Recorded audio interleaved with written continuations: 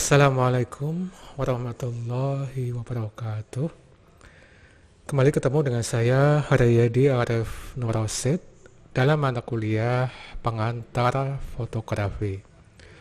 Baik, teman-teman, kembali kita akan membahas materi perkuliahan pengantar fotografi yang pada kesempatan kali ini saya akan mengajak Anda untuk memahami konsep kompensasi pencahayaan.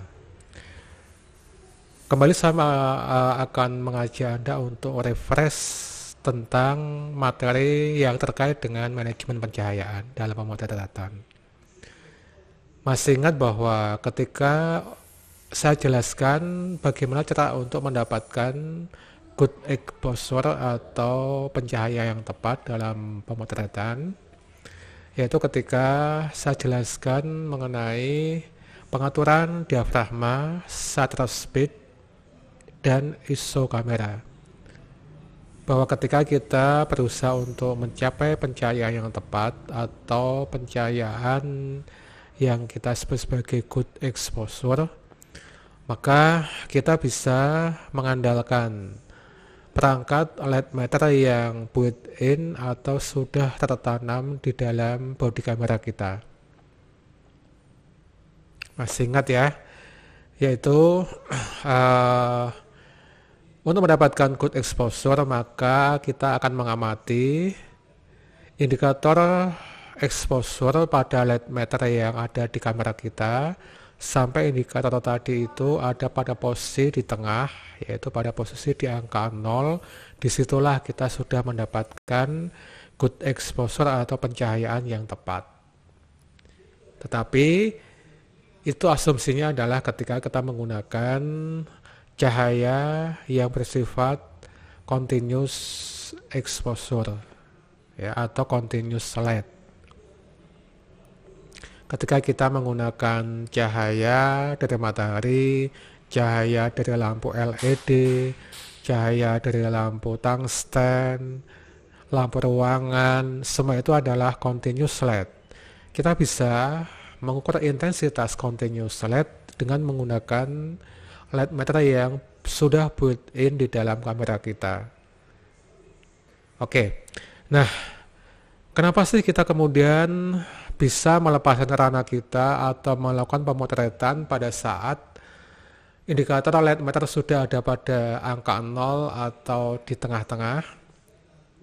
Itu karena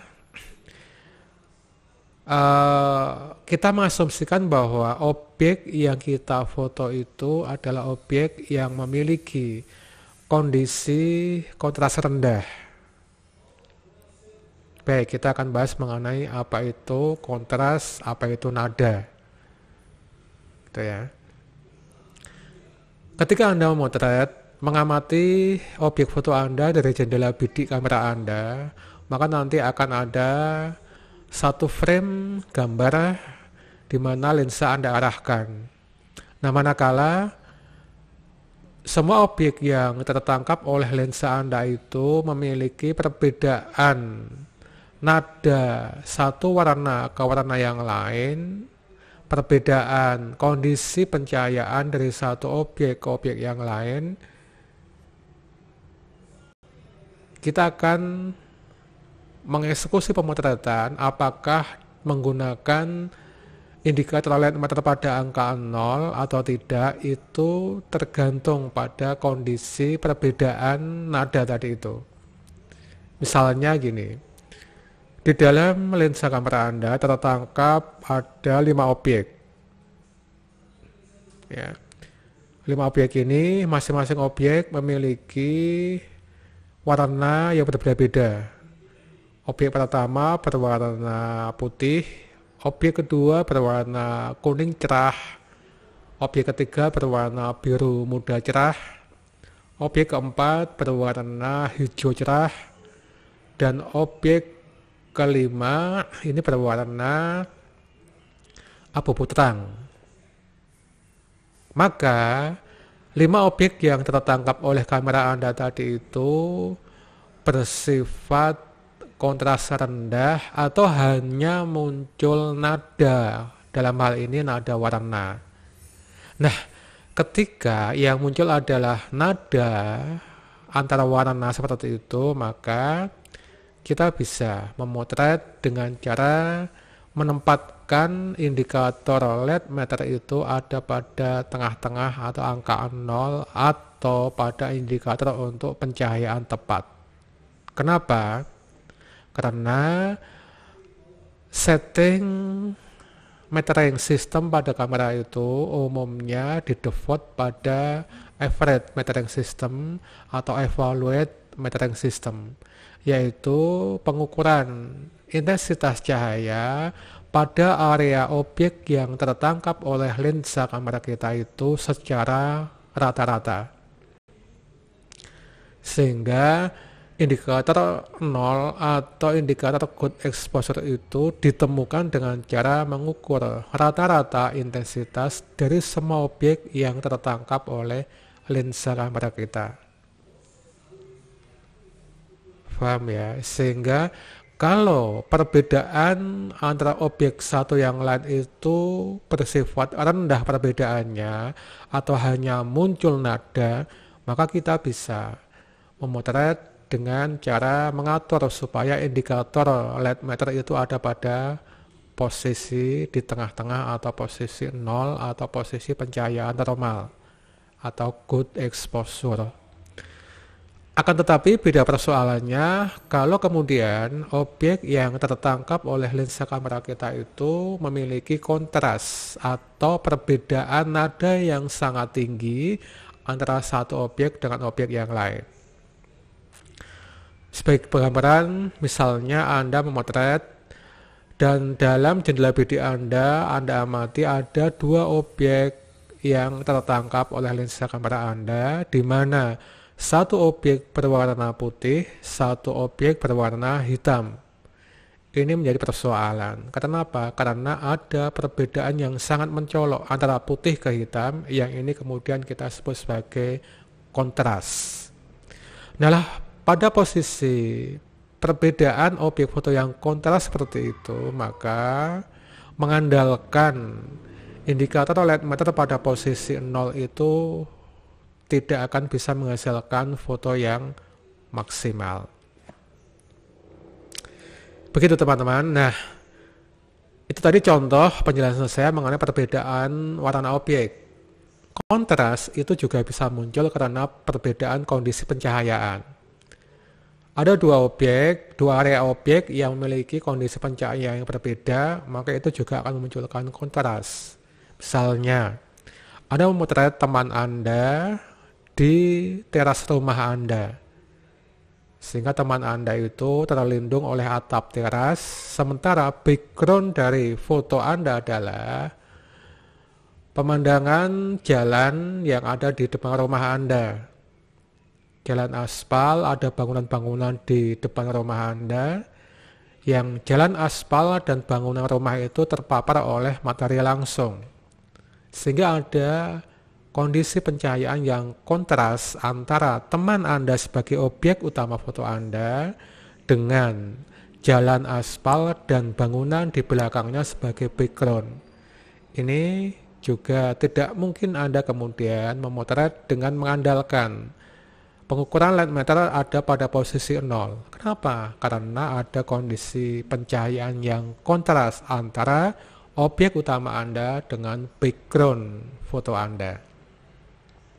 Baik, nah teman-teman, untuk memudahkan pemahaman kita mengenai apa sih itu kompensasi pencahayaan, saya akan beralih pada slide berikut ini. Kita lihat slide demi slide yang akan saya gunakan untuk menjelaskan mengenai konsep kompensasi pencahayaan.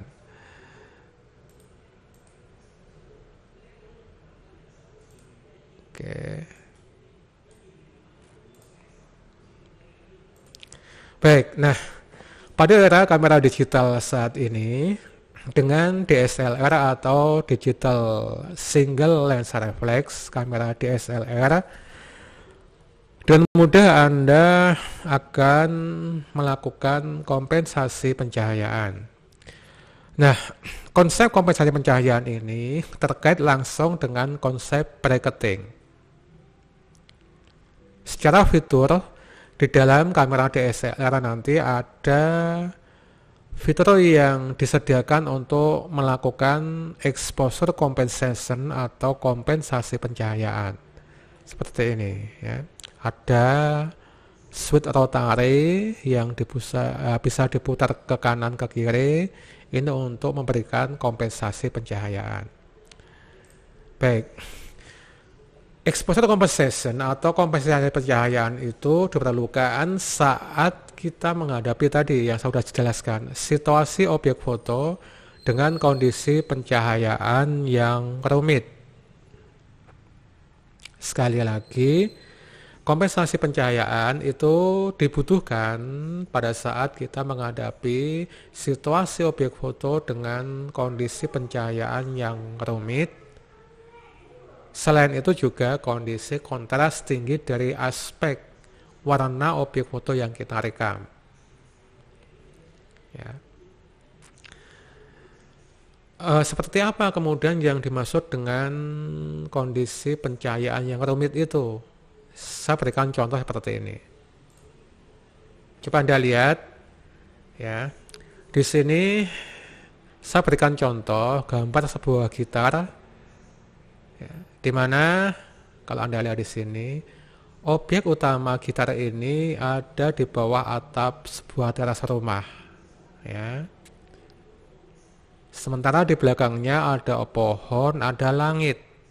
Langit itu kalau kita lihat dengan mata telanjang, secara langsung, langitnya itu ada area biru, ada area gumpalan awan putih. Ini yang disebut sebagai kondisi pencahayaan yang rumit. Kenapa rumit? Kalau Anda ingin memunculkan detail langit dengan biru dan gumpalan awan putih ini, maka Anda nggak bisa memunculkan detail gitar. Paham ya? Kalau Anda kemudian mengukur secara average, secara evaluate metering system kepada area objek foto ini, maka nanti ukuran good exposure itu nanti akan rata-rata kondisi pencahayaan gitar, kondisi pencahayaan daun-daun pohon ini, tembok warna hijau, pagar hitam, kemudian langit biru dan awan putih. Ini dihitung rata-ratanya. Taruhlah misalnya dalam objek gitar ini kalau diukur sendiri dia membutuhkan bukaan misalnya 5,6, ya, karena ada apa, banyak gelapnya gitu ya. Pohon ini gelap tapi karena kena cahaya langsung maka dia butuh pencahayaan 8 misalnya. Kemudian sama dengan pagar ini, ya, yang hitam kena cahaya langsung, ini ya antara 5,6 sampai 8 di tengah-tengahnya misalnya. Sementara untuk objek awan putih ini dia butuh bukaan 22. Langit yang biru ini butuh bukaan 11. Bingung nanti rata-rata yang mau diikuti yang mana, sehingga defaultnya kamera itu biasanya kemudian di set pada metering system average rata-rata 5,6, 8, 11, 22, dicari rata-ratanya, tengah-tengahnya, minnya. Itu yang kemudian dipakai acuan sebagai bukaan diafragma untuk memotret semua area ini. Kalau itu dilakukan, nanti objeknya menjadi gitar diupayakan untuk tampil detail, tetapi mengorbankan langit tidak kelihatan birunya. Seperti ini ya, yang kanan ini, ya sebelah kanan ini. Objek gitar diupayakan untuk detail, tetapi tetap saja belum bisa detail karena mengkompensasi masih dia punya perbedaan yang sangat kuat dengan awan putih yang 22 ini 5,6. Karena mengejar pada gitar ini supaya detail, maka langit yang biru hilang, semua langit jadi putih. Ini rumit, pencahayaan yang rumit. Ya. Ini. Nah, kalau kita upayakan untuk memotret area langit saja menjadi detail, gitar tidak detail. Kalau kita utamakan gitarannya detail, langit tidak detail. Seperti itu. Ini yang kemudian kita sebut sebagai situasi objek foto dengan kondisi pencahayaan yang rumit. Sehingga perlu dilakukan trik kompensasi pencahayaan. Ya. Oke, ini tadi 2 poin ini sudah saya jelaskan ya. Kemudian kompensasi pencahayaan secara langsung terkait dengan teknik bracketing dalam pemotretan. Bracketing itu apa? Bracketing adalah pemotretan pada satu momen, ya, pada satu objek dan momen yang sama dengan beberapa kali pemotretan untuk keperluan membuat opsi atau pilihan hasil pemotretan yang terbaik. Kalau kita bicara mengenai objek yang sama, gampang kita pahami ya. Artinya satu objek itu kemudian kita foto lebih dari satu kali dengan pengaturan pencahayaan yang berbeda. Ini bracketing. Meskipun kalau kita bicara mengenai momen, tidak mungkin ya momen itu kemudian kita tangkap exactly sama tepat pada satu momen, karena satu momen itu berlangsung sangat cepat ya, sehingga selisih sepersekian detik aja momen sudah berubah. Tapi intinya bahwa khususnya nanti ketika ada memotret dalam pemotretan yang by design, pemotretan yang bisa kita setting, bisa kita atur, maka satu pengaturan atau satu setting pemotretan tadi itu perlu kita lakukan pemotretan beberapa kali dengan pengaturan pencahayaan yang berbeda-beda. Kenapa? Untuk mendapatkan pilihan foto yang paling bagus yang mana. Jadi dikatakan bahwa kompensasi pencahayaan itu terkait langsung dengan bracketing, atau dengan kata lain, bracketing itu adalah penerapan kompensasi pencahayaan untuk mendapatkan opsi atau pilihan beberapa foto dari satu setting pemotretan supaya nanti kita bisa mendapatkan hasil foto yang paling bagus. Oke, ini tadi ya. Nah, coba kita lihat beberapa contoh kondisi pencahayaan rumit yang lain. Misalnya seperti ini ya.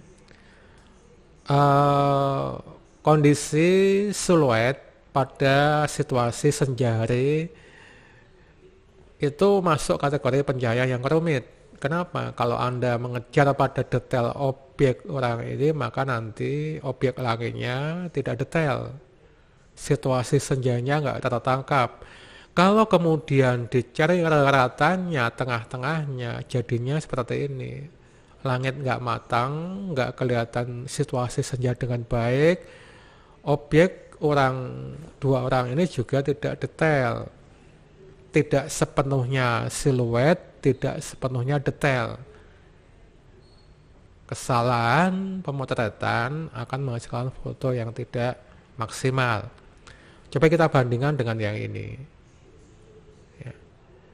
Ketika kemudian fotografer sadar bahwa cahaya ini rumit, pencahayaan ini rumit, maka ya estetika foto yang bisa dihasilkan adalah foto siluet, di mana detail objek foto tidak mungkin kita munculkan. Kita ngejar pada detail langit. Ya, kita ngejar pada detail langit. Sehingga perlu dilakukan pengukuran masing-masing area ini. Ya. Masing-masing area ini. Detail objek foto tidak ditampilkan pada detail tekstur objek, tetapi pada detail bentuk objek. Makanya kemudian beda dengan yang ini, dia hadap ke depan. Kalau ini diminta hadap ke samping, maka ada shape atau bentuk hidung yang mancung, dagu, dada, ya. Ini. Oke. Contoh berikutnya ini kita lihat. Ini ini kondisi pemotretan dengan pencahayaan yang kontras juga, ya. Karena apa? Ada area cahaya yang datang dari sisi kiri, langit, matahari ada pada posisi kiri fotografer ya. Nih, sehingga di sini ada area bayangan, gitu kan ya. Nih, bayangan. Nah, karena kondisi seperti ini, untuk mendapatkan mana yang terbagus nanti foto yang kita akan pakai, itu kita bisa lakukan kompensasi pencahayaan. Masing-masing foto ini diambil dengan pengaturan pencahayaan yang berbeda-beda. Pengaturan exposure yang berbeda-beda. Ada selisih diafragma pada masing-masing gambar foto ini. Baru nanti kita pilih mana yang paling bagus. Itu yang disebut sebagai bracketing. Oke ya, nah caranya bagaimana? Sekali lagi, kita menggunakan tombol kompensasi pencahayaan yang disediakan dalam bentuk ini tombol rotari yang bisa diputar ke kiri untuk mengurangi exposure pada sensor kamera kita, atau diputar ke kanan untuk menambah exposure pada sensor kamera kita. Nah, kisaran kompensasi pencahayaan itu diberikan satuan EV atau exposure value, di mana kisaran EV pada masing-masing merek dan tipe kamera itu bisa jadi beda-beda ya. Ada yang bergerak dari -2 ke +2, tapi ada yang punya kisaran lebih luas, -3 +3. Ini terkait dengan fitur yang disediakan oleh masing-masing merek dan tipe, tapi fungsinya sama ya. Nah, kalau misalnya kita menggunakan kamera yang memiliki EV antara -2 ke +2, itu artinya apa? Artinya kita akan mendapatkan pilihan nilai kompensasi pada rentang antara -2 ke +2, -2, -1, 0, +1, +2. Evaluate metering system atau average metering system itu pada angka 0 ini ya. Angka 0 ini berarti ini adalah kondisi exposure yang kita dapatkan dengan cara menghitung rata atau rata-rata dari semua bidang yang tertangkap oleh lensa. Sekali lagi, kalau kondisi objek fotonya itu tidak memiliki kontras yang tinggi, tidak masalah. Kita akan mendapatkan foto yang enak untuk dilihat, maksimal, bagus ya. Tapi kalau kondisi objek foto yang tertangkap oleh lensa kamera tadi itu memiliki kontras yang tinggi, maka mengandalkan hasil pengukuran pada indikator 0, average metering system, itu tidak maksimal. Kita perlu melakukan tadi kompensasi pencahayaan. Bisa dengan mengurangi atau menambah tergantung pada yang mana di antara objek foto tadi itu yang ingin kita tonjolkan. Coba kita lihat perbedaan dari sebuah objek ketika dilakukan bracketing dengan melakukan kompensasi pencahayaan.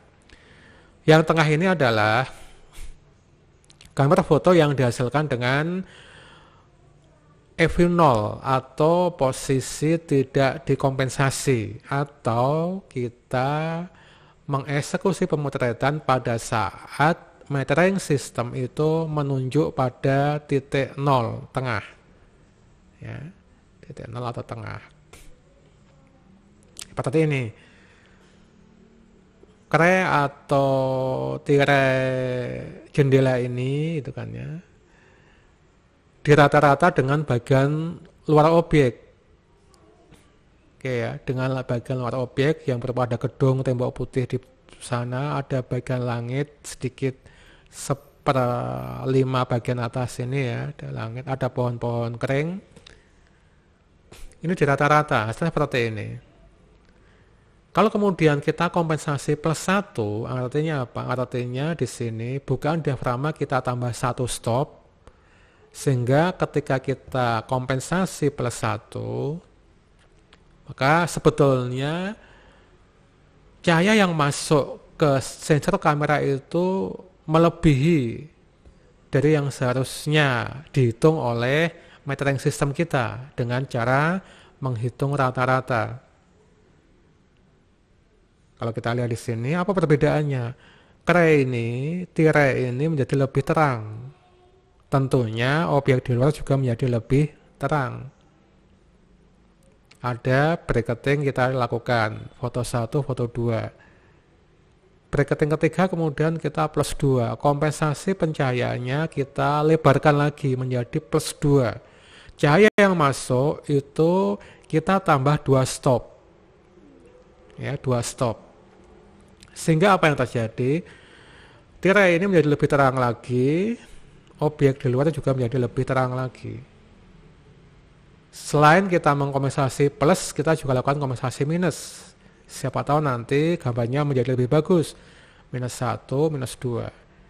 Ada berarti di sini 5 pemotretan, 5 kali bracketing. Ya. Pemotretan utama, ini kemudian cadangan. Nanti mana yang akan kita ambil sebagai foto yang paling bagus menurut penilaian kita.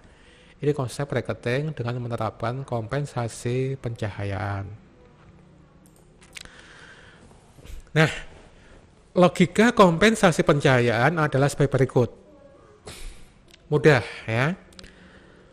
Dengan menambah nilai kompensasi pencahayaan atau memilih nilai kompensasi pencahayaan positif, maka itu berarti kita akan mengizinkan cahaya masuk lebih banyak dari hasil pengukuran light meter.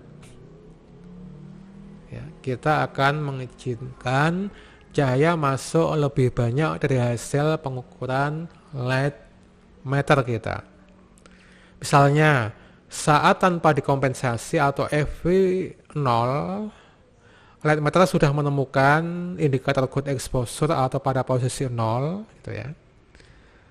Maka kalau pada kombinasi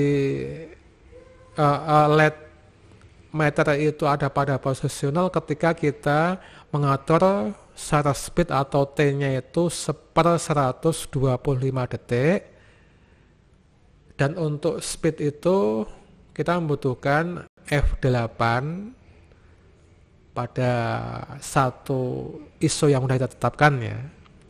Terulah sebelum memotret kita sudah mengatur ISO-nya pada angka 200.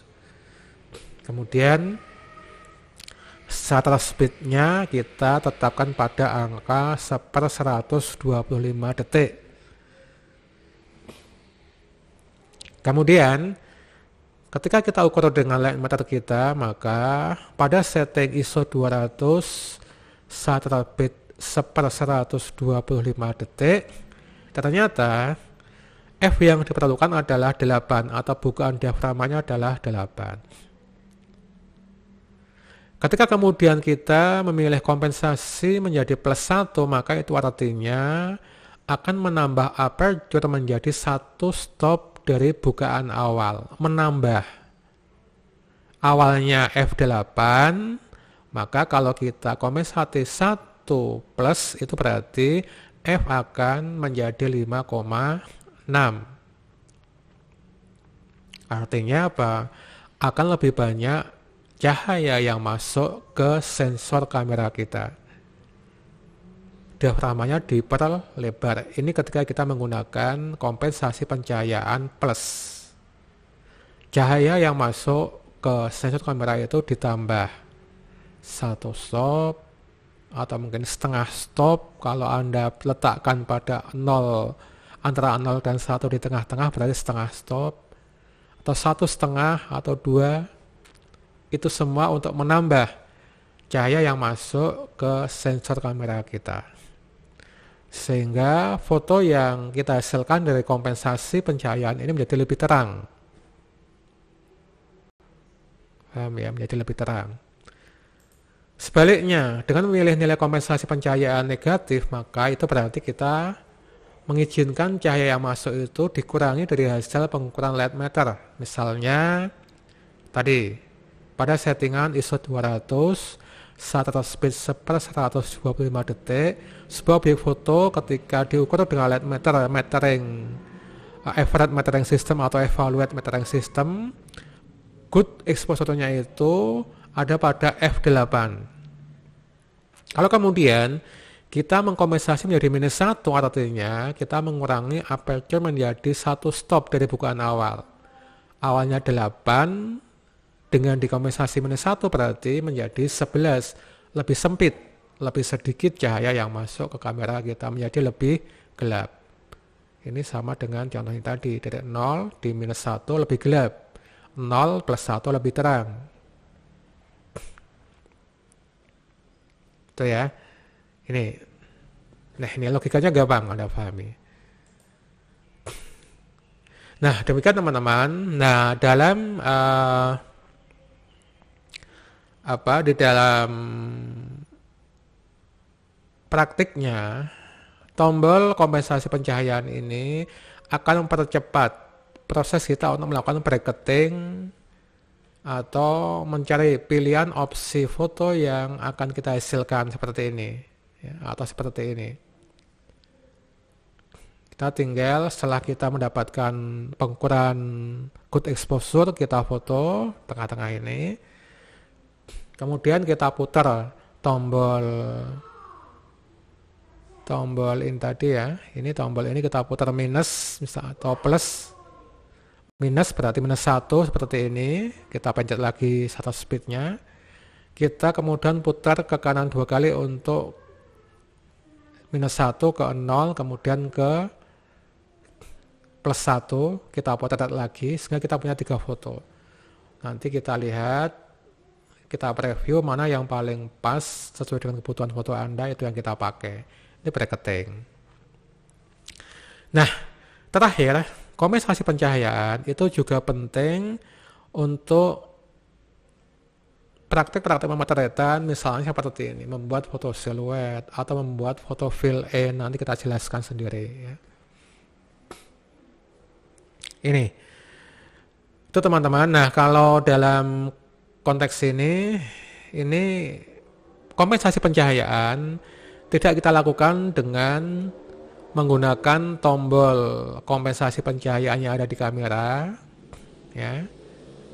Ini tetap kita posisikan pada EV 0, ya. Oh ya, sebelum lupa, sesudah Anda menggunakan tombol kompensasi pencahayaan ini, jangan lupa kembalikan kepada titik EV 0. Ya, kalau nanti nggak dikembalikan berarti Anda mengubah bukan metering ya, tapi mengubah settingan diafragma Anda sebetulnya. Jangan lupa selalu kembalikan pada posisi 0. Nah, kompensasi pencahayaan seperti ini bisa kita lakukan secara manual, yaitu ketika kita tidak menggunakan tombol kompensasi pencahayaan atau tombol kompensasi pencahayaan tetap pada posisi 0. Kemudian untuk mendapatkan foto siluet seperti ini, yang bagus seperti ini, ya, maka kita ukur secara parsial dengan cara pengukuran manual. Kita arahkan lensa kamera kita pada mataharinya, sehingga matahari kita ukur dulu berapa bukaan yang diminta, langit, ya tidak langsung mataharinya, tapi area langit ini butuh berapa kombinasi pencahayaan. Kemudian objek orang ini kita ukur. Pasti bedanya jauh banget. Karena kita pengen melakukan pemotretan siluet, maka ya yang kita ikuti yang antara langit atau mataharinya, gitu ya. Oke. Baik. Demikian teman-teman untuk apa yang dimaksud dengan kompensasi pencahayaan. Mudah-mudahan materi yang saya jelaskan pada perkuliahan kali ini membuat Anda menjadi paham apa itu kompensasi pencahayaan dan kapan itu dipakai. Sekali lagi, tidak semua foto itu perlu Anda lakukan pemotretan dengan konsep bracketing. Tetapi kalau Anda menilai bahwa objek foto Anda itu memiliki kerumitan pencahayaan, kerumitan perbedaan nada warna pada objek foto Anda, disitulah saatnya Anda melakukan bracketing dengan cara apa? Menerapkan kompensasi pencahayaan. Saya kira demikian yang bisa saya jelaskan, mudah-mudahan bermanfaat. Kita ketemu lagi dalam materi yang lain. Assalamualaikum warahmatullahi wabarakatuh.